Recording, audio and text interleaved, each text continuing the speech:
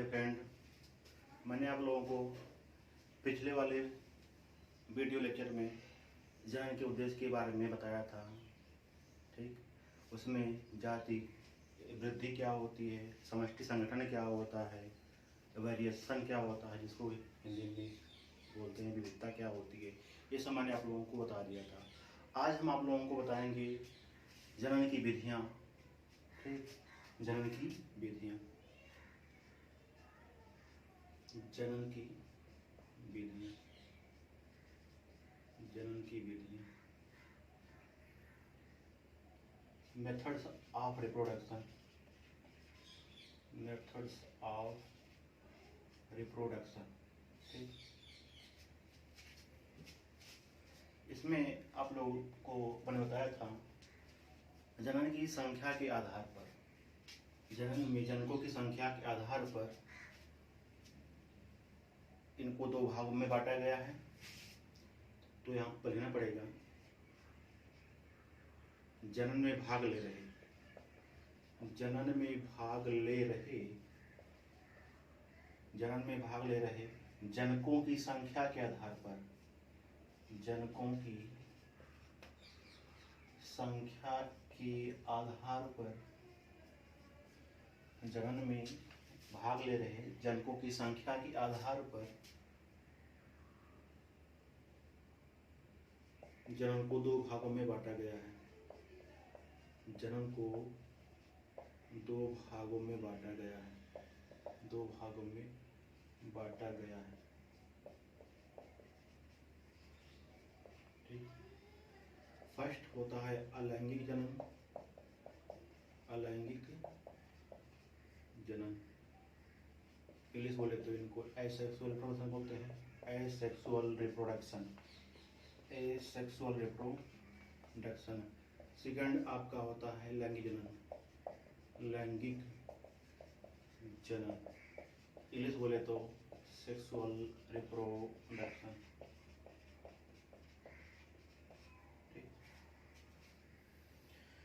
अब हम फर्स्ट वाले के बारे में पूरा हम क्या करेंगे, डिटेल के बारे में जानेंगे क्या होता अलैंगिक जनन के बारे में पूरा। ठीक, अलैंगिक जनन की मैं बात करूं तो अलैंगिक जनन को हम एकल जीव भी कहते हैं। एकल जीव, एकल जीव क्यों कहते हैं? एकल जीव जनन,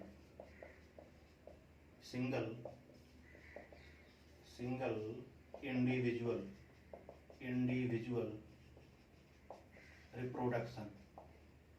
एकल जीव क्यों कहते हैं? क्योंकि मैंने आप लोगों को बताया था कि अलैंगिक जनन में केवल एक ही जनक क्या करते हैं, भाग लेते हैं। एकल जीव इसमें केवल एक ही जनक भाग लेते हैं, इसमें केवल एक ही जनक भाग लेते हैं, इसमें केवल एक ही जनक क्या करते हैं, इसमें केवल एक ही जनक भाग लेते हैं। जब एक ही जनक भाग लेंगे तो इनकी संतानों में जनक का जो क्या होगा, आनुवांशिक पदार्थ होगा, आनुवांशिक पदार्थ होगा, उनकी संतानों में क्या होगा, स्थानांतरित होगा। और जब वही उनका आनुवांशिक पदार्थ स्थानांतरित होगा एक ही जनक के माध्यम से, तो अलैंगिक जनन की जो भी उत्पन्न संतानें होंगी वो अपने जनक के क्या होंगी, समान होंगी। तो जब अपने जनक के समान होंगे तो आप लोगों को मैंने बताया था अलैंगिक जनन के जो जीव अपने जनक के समान होते हैं तो ऐसे जीव को हम क्या कहते हैं, क्लोन। ऐसे जीव को हम क्या कहते हैं, क्लोन कहते हैं, क्लोन। तो यहाँ पर हम आप लोगों को बता दें, लिख दें कि इनमें केवल एक ही जनक, इनमें केवल एक ही जनक भाग लेते हैं। आप लोगों को साथ साथ में नोट्स भी बनवा रहे हैं बच्चे। तो यहाँ लिखना पड़ेगा, इनमें ऐसा लिखना है यहाँ पर, इसे एकल जीव भी कहते हैं, इसे एकल जीव भी कहते हैं,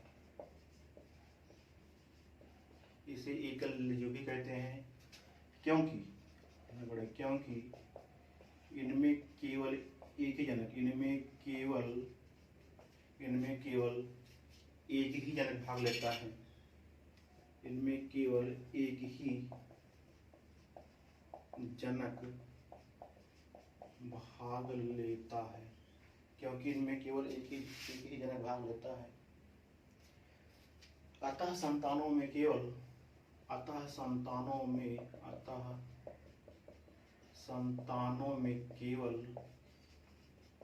एक ही जनक का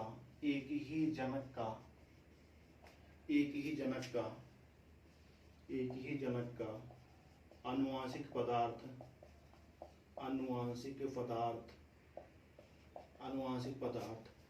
स्थानांतरित होता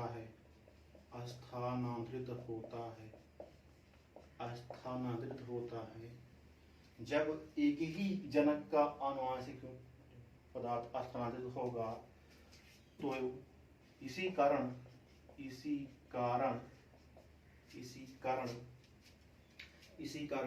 अलैंगिक जनन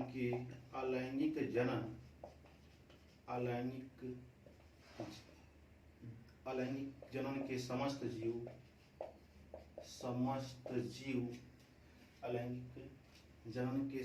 जीव अपने जनक के बिल्कुल समान होते हैं।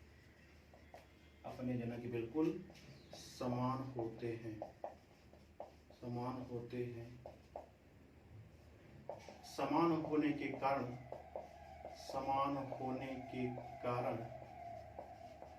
ऐसे जीव को क्या कहते हैं? ऐसे जीव को क्लोन कहते हैं।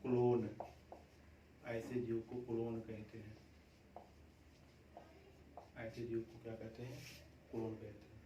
यहाँ तक बात आप लोगों को समझ में आई। उसके बाद हम एग्जाम्पल की बात करें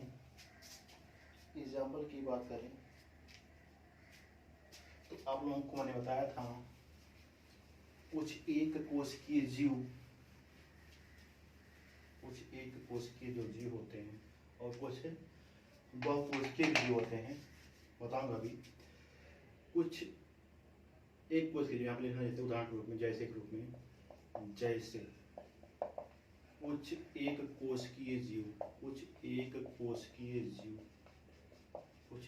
कोशिकीय जीव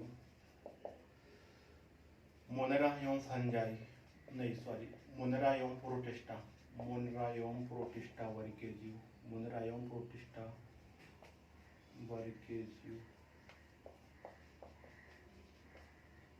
एवं कुछ बहुकोशिकीय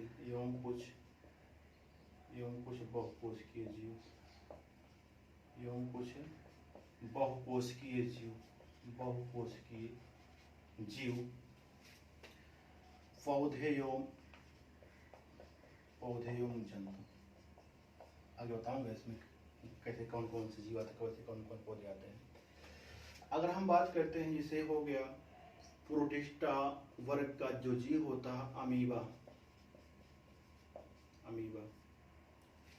अमीबा की बॉडी टेढ़ी मेढ़ी होती है। इनमें एक क्या होता है? केंद्रक होता है। और इसी में क्या होता है? डीएनए होता है। ठीक है ना? डीएनए होता है। जब कोशिका विभाजन होता है तो यही इनका केंद्रक का डीएनए दो भागों में बट जाता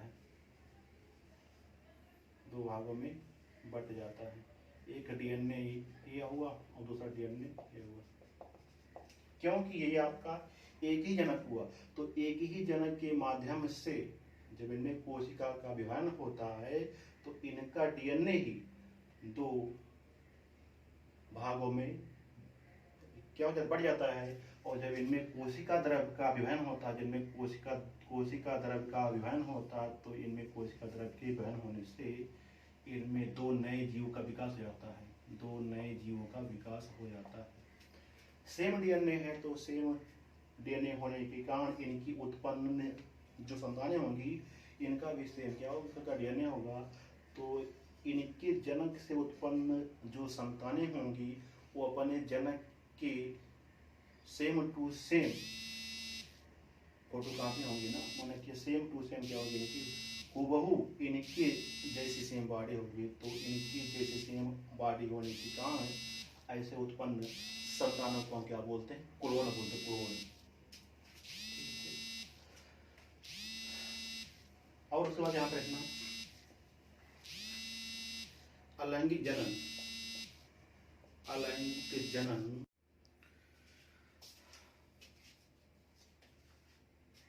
अलैंगिक जनन हो गया। अब उसके बाद हम बात करें बच्चे अलैंगिक जनन के लाभ क्या होते हैं और अलैंगिक जनन की हानियाँ क्या होती हैं। फर्स्ट हेडिंग आप लोग डालना अलैंगिक जनन के लाभ। मैं आप लोग बता दूंगा अभी अच्छे से अलैंगिक जनन के लाभ क्या होते हैं। अलैंगिक जनन के लाभ, एडवांटेज माने लाभ होता है, एडवांटेज ऑफ एसेक्सुअल रिप्रोडक्शन। तो अलैंगिक जनन के जो लाभ होते हैं इनमें एक ही जनक होते हैं, तो बात सही है। तो एक ही जनक के होने के माध्यम से इनकी जो क्या होती है, इनकी जो अवधि होती है काफी तीव्र अवधि होती है, काफी तीव्र गति से ही इनमें क्या होता है, नए जीव का विकास होता है। तो आप लोगों को जैसे देखो माने हम बात कर जैसे क्या होगा, धान का केवल एक ही बीज डालते हैं ना, तो मान लो धान का जो एक ही बीज क्या है, एक ही सीड क्या है, एक ही सीड इनका क्या है, जनक है ना, ठीक है ना। और 3-4 महीने के बाद एक ही धान से इनकी वालियों में बहुत सारे सीड का क्या जाता है, फॉर्मेशन हो जाता है ना, ठीक है ना। तो आप लोग यहाँ पर देखिए एक ही जनक के माध्यम से ढेर सारे संततियाँ या ढेर सारे सीड का निर्माण हो जाता है। तो आप लोग यहाँ पर लेना पॉइंट नंबर 1 बना करके अलैंगिक जनन तीव्र गति से होता है। अलैंगिक जनन तीव्र गति से होता है, तीव्र गति से होता है। अलैंगिक जनन तीव्र गति से होता है, अतः कम समय में ही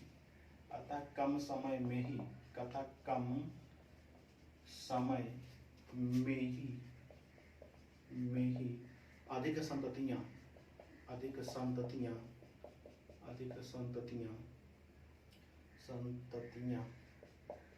उत्पन्न होती हैं। कम समय में ही अधिक संततियां उत्पन्न होती हैं। दूसरा पॉइंट लिखना। दूसरे पॉइंट की मैं बात करूं, अलैंगिक जनन के जितने भी जीव होते हैं वो अनुकूल एवं प्रतिकूल मौसम में भी, चाहे जिस जाड़ा गर्मी बरसात चाहे जिस मौसम में संतान उत्पन्न करने में सक्षम होती है, ठीक है ना। जैसे मैं बात करूं फंगस माने कवक होता है, ये अनुकूल प्रतिकूल मौसम चाहे जिस मौसम चाहे जो भी सब कुछ हो जीव, ये अनुकूल हो चाहे आपका मौसम प्रतिकूल हो, हर मौसम में संतान उत्पन्न करने में सक्षम होती है। तो दूसरा पॉइंट ना,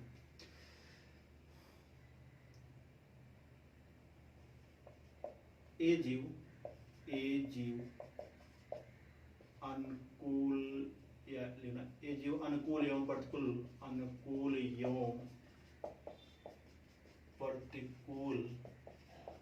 परिस्थितियों में ये जीव अनुकूल एवं प्रतिकूल परिस्थितियों में पौधे एवं जंतुओं में क्षमता उत्पन्न करते हैं।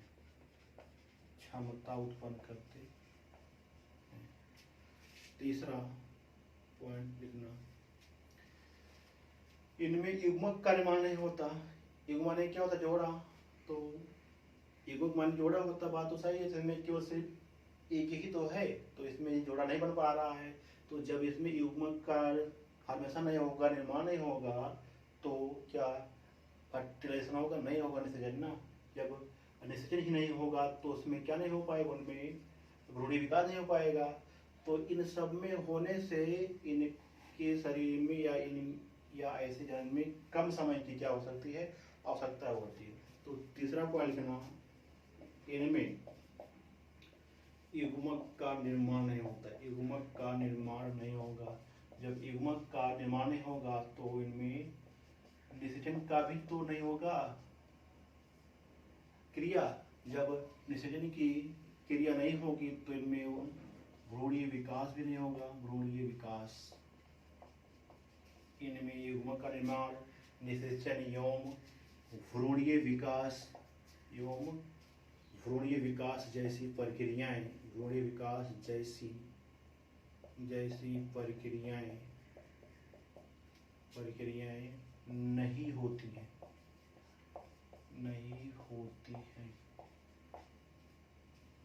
इनमें युग्मक का निर्माण, निषेचन,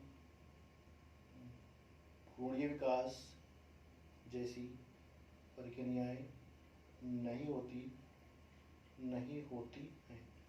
अतः इन प्रक्रियाओं में कम समय लगता है। अतः इन प्रक्रियाओं में समय की बचत होती है ना, समय की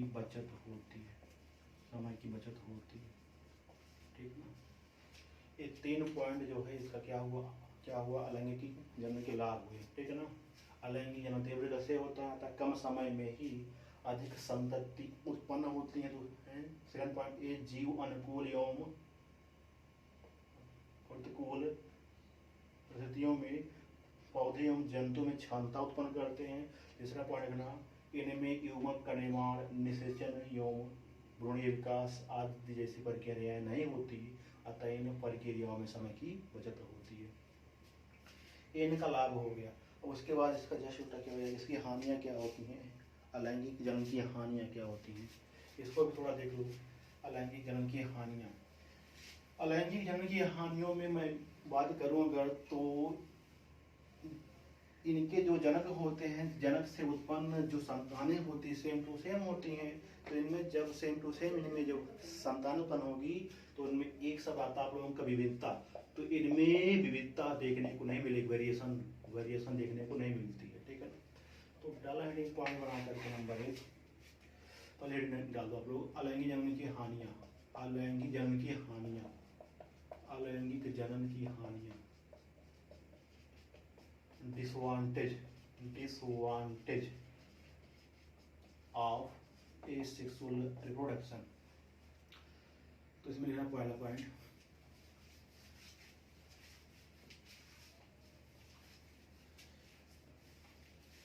एक ही जनक के माध्यम से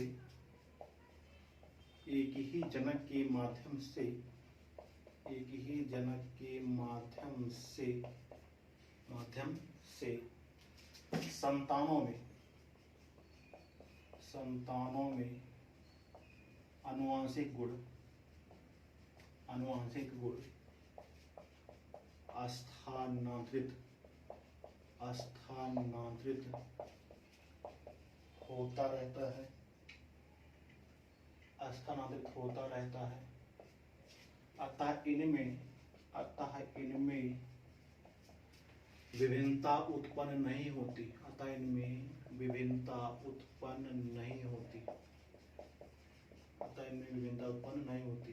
जब विभिन्नता उत्पन्न नहीं होती तो नए जाति का विकास नहीं हो सकता। तो इसमें लिखना दूसरा पॉइंट, जब विभिन्नता उत्पन्न नहीं होती,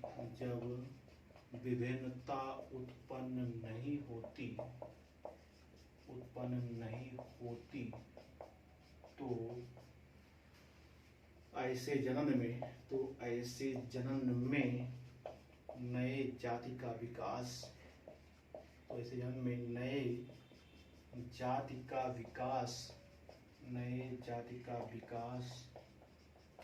होना संभव नहीं है।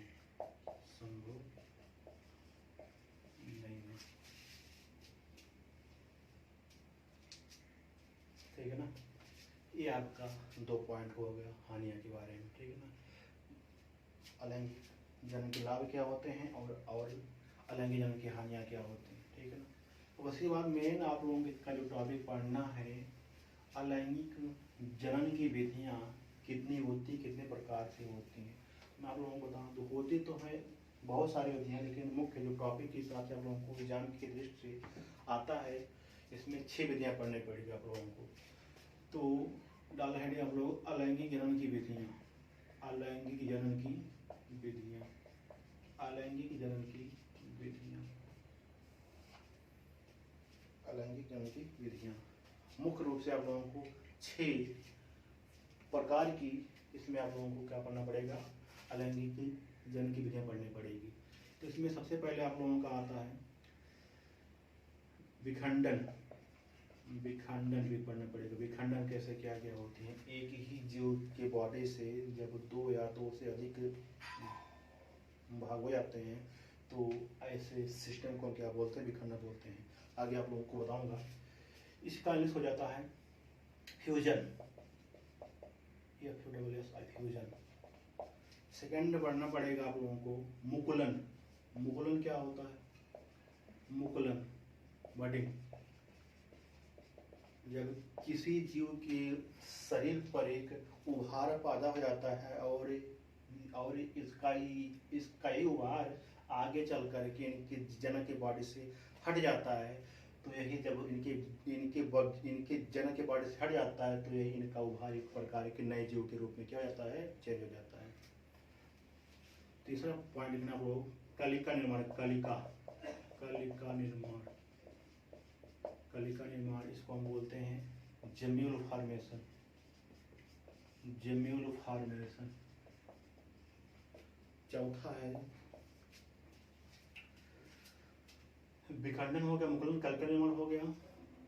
चौथा लिखना आप लोग बीजाणु जनन, बीजाणु, बीजाणु जनन। इंग्लिश बोले तो स्पोरिलेशन, स्पोरिलेशन, स्पोरिलेशन। पांचवा है आपका खंडी भवन, खंडी भवन। इंग्लिश बोलते हैं फ्रेगमेंटेशन, फ्रेगमेंटेशन, फ्रेगमेंटेशन। और लास्ट और छठवा जो है इम्पोर्टेंट है आपका पुनरुद्ध भवन, पुनरुद्ध भवन। इंग्लिश बोले तो रीजनरेशन, रीजनरेशन।